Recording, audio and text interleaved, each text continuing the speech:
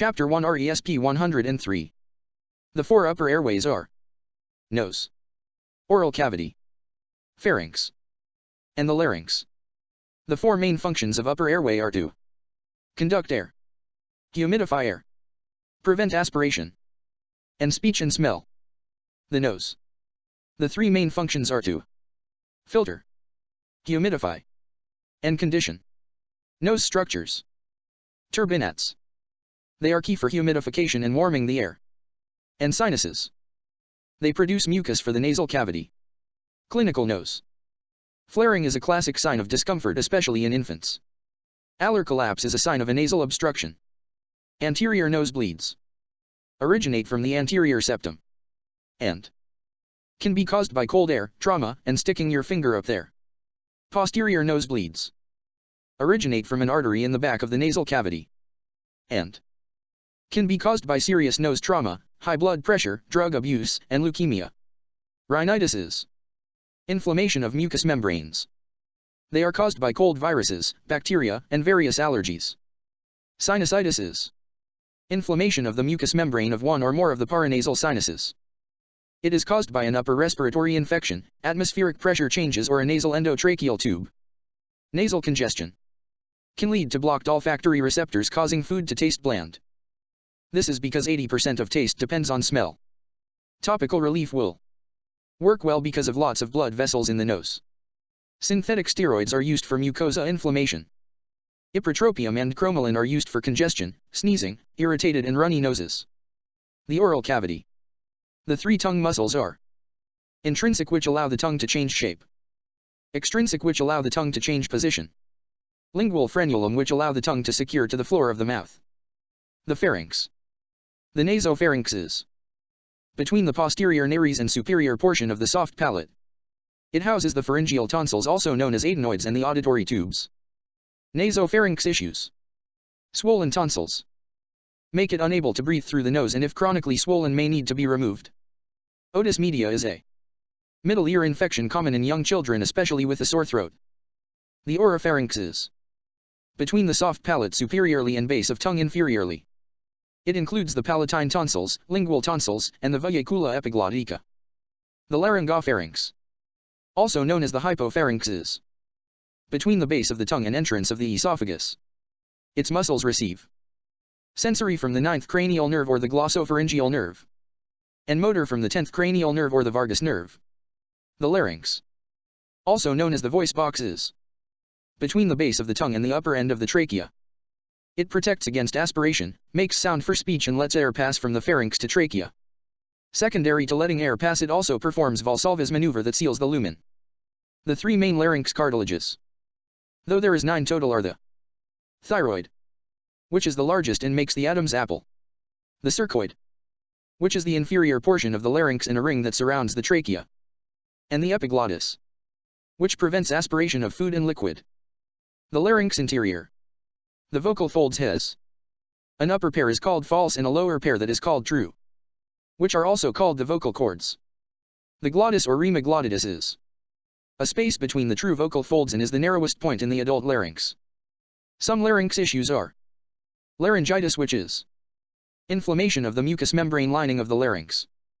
It is caused by bacteria, dry air, heavy smoking, tumors, and overuse of the voice. Croup, or inspiratory stridor, is a bark or brassy sound caused by an obstruction. Two major causes are LTB and acute epiglottitis, which are subglottic obstructions. Laryngotracheobronchitis, or LTB, is an inflammation, mostly caused by para-influenza virus, that causes edema and swelling of mucous membranes below the glottis. Acute epiglottitis is an inflammation of the epiglottis, aryepiglottic and false vocal folds. Its typical cause is bacterial infection of Haemophilus influenza type B.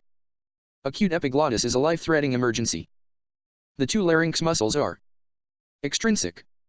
These muscles are where the infrahyoid pulls the larynx and hyoid bone down to lower the position in the neck. And the suprahyoid pulls the hyoid bone forward, upward, and backward. And the intrinsic. This muscle moves the vocal folds. Lower airway. Tracheobronchial tree.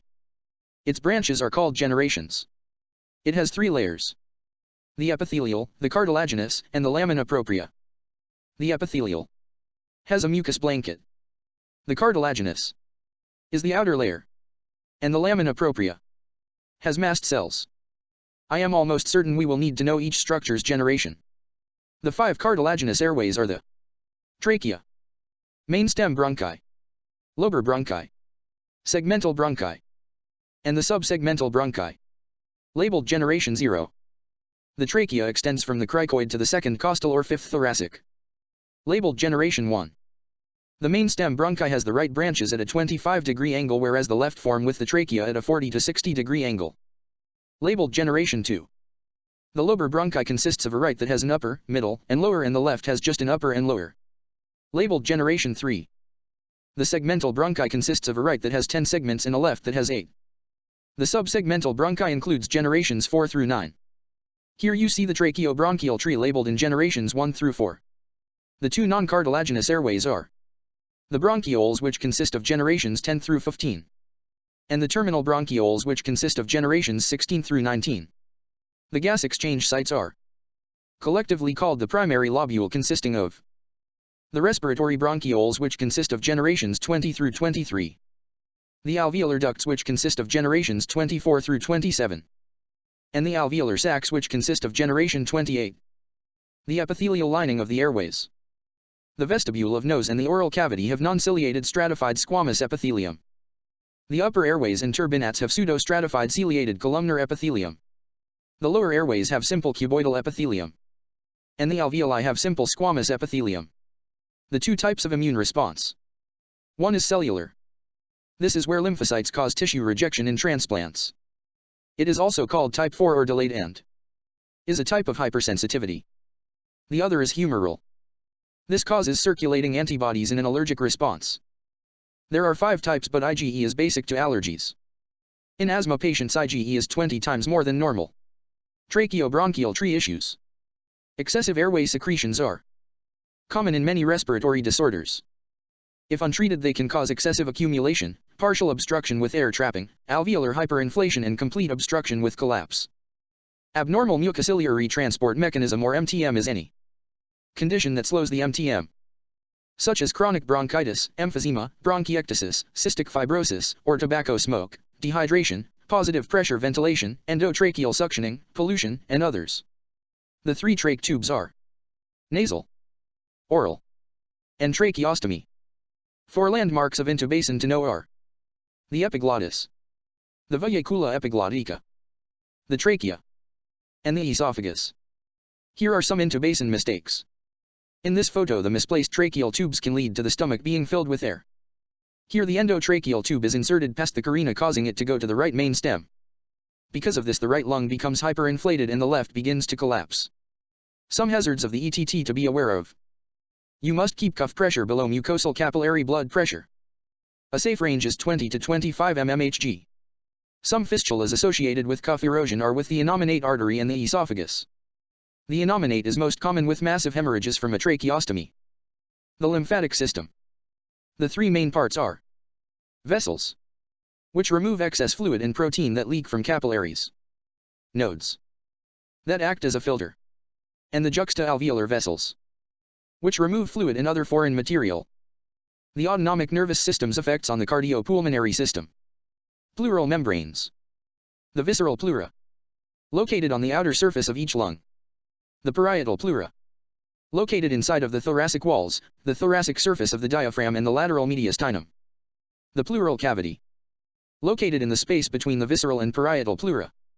Pleural membrane abnormal conditions. Pleurisy is inflammation. Friction rub is that leathery sound. Pleural effusion is fluid accumulation. Empyema is infected fluid. In this slide you can see that the patient's right lung is half full from pleural effusion or half empty. It's your perspective, I guess. Thoracentesis is the treatment for pleural effusion. The muscles of ventilation. The diaphragm is the main one. The central tendon is between hemidiaphragm. The phrenic nerve is the primary motor innervation for the diaphragm. The lower thoracic nerve is the motor innervation of the hemidiaphragms. The 5 inspiration muscles are the external intercostal muscles, scalenus muscles, sternocleidomastoid muscles, pectoralis major. pectoralis major muscles, and the trapezius muscles. The 5 expiration muscles are the rectus abdominis muscles, external abdominis obliquus muscles, internal abdominis obliquus muscles, transversus abdominis muscles, and the internal intercostal muscles. Pneumothorax is when gas gets into pleural cavity through an opening in the chest wall or a puncture in the lung. The gas in pleural cavity then causes the visceral and parietal pleura to separate, which leads to a collapse. These images are pretty much self-explanatory. 2 risk factors of asthma are genetics and triggers.